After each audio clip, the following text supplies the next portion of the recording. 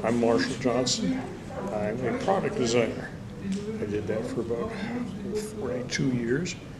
The profession is called industrial design. But since I design products and not industrials, I choose to call it product design. I went to Rhode Island School of Design for 4 years, graduated way back in 1960. I had an interest because I always enjoyed automobiles.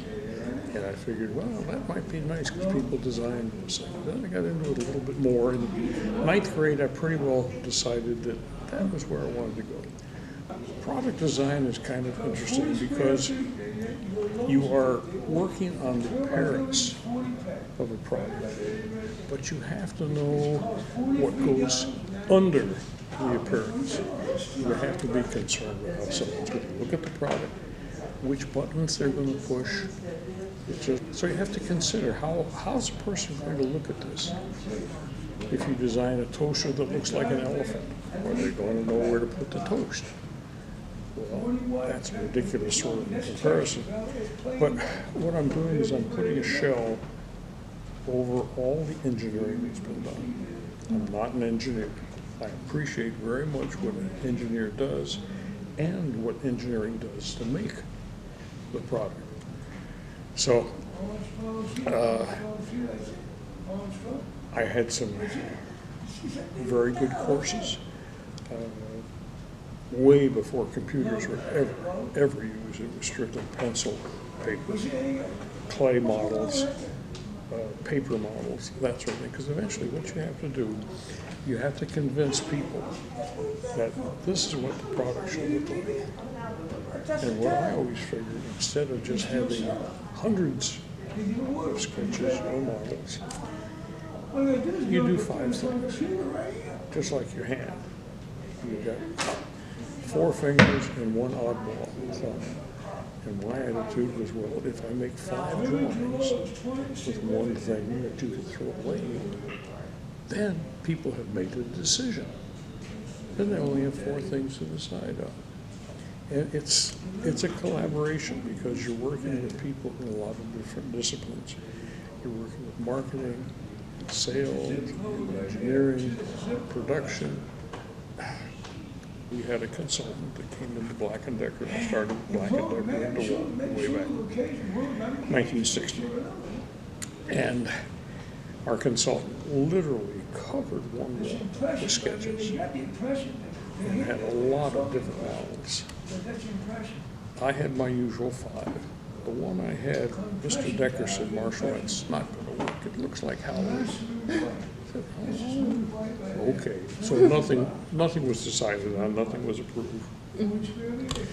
Well, a few years later, after 7 years, I had left Black & Decker. I was in Pittsburgh at the time. Walked into a home improvement store before Home Depot had been invented and looked, I said, wait a minute. They came out with these DeWalt power tools. And guess what colors? Yellow and black. The same colors that were Halloween colors. In designing irons for Proctor Silex and Halton Beach, we would pay somebody at his or her home $75 and video camera them iron and made sure that we had people doing things by left hand as well as right hand, because it's a little bit different on how things get maneuvered. And you pick up on, well, like anything, you realize, well, I don't know, it's 15–20% of the population is left-handed. The basic design principles, though, can be applied to anything, whether it's napkins, floor coverings. It's just a matter of common sense and putting you in the position of a customer. Not that I personally buy everything I design, but if I did, I want to make sure the handle on the cookware that I just did is something I can hold on to. I'm with Alcoa. We wound up selling other people ideas for aluminum. Now that's a sketch I did showing, well, maybe this is how aluminum siding and posts and things like that could be used. And it was a lot larger for the presentation. I don't know if somebody bought into it or not, or, oh, that looks like Virginia, doesn't it? You know, the big porch and all the columns.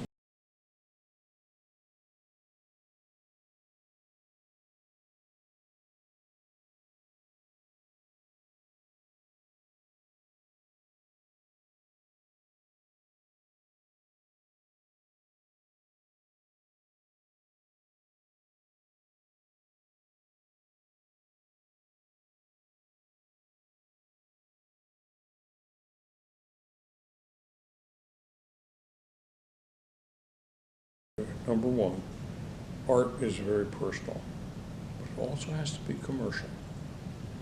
As I said earlier, you could have a closet full of beautiful art if you don't have a market for it. I'm not saying every piece that you do, whether it's art of any form, music, etc., it's got to be able to reach people.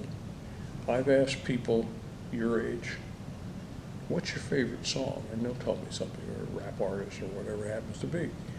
And I said, okay, now sing it to me. They can't. They might be able to tap out the rhythm. So what has that artist produced?